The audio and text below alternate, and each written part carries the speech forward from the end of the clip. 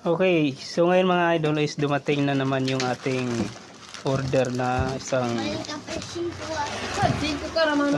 phone holder para sa ating pagre-repair. So, i-unbox natin siya mga guys. So, ito kasi mga guys is hindi niya kayang mag-hold na motherboard ng cellphone kasi maliit lang ito siya.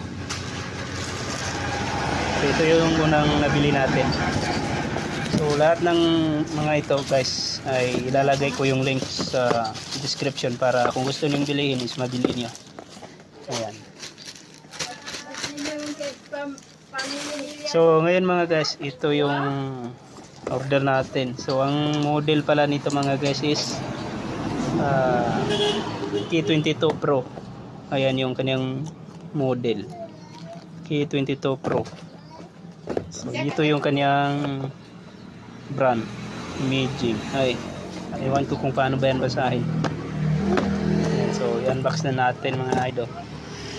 Okay, ibaliktad yung pag-unbox natin mga guys. So dapat pala pag ganyan. May magnet pala ito. May magnet yung kanyang takip. Astig na astig mga guys, oh. Ayan. Ayan.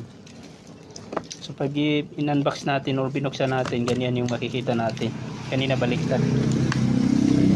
So parang napakaganda talaga nito mga guys. So ito, kayang-kaya na niya kahit gaano kalaking motherboard ng cellphone. So dalawa yung adjustan nito mga guys. So kahit saan pwede kayo mag-ipit. Pwede dito, pwede dito. Pwede dalawang board yung sabay ninyong ilalagay dito mga guys.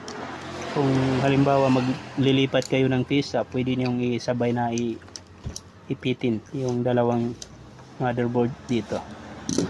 Kaya hindi lang siya gaanong mabigat mga guys. Ayan. So thank you for watching.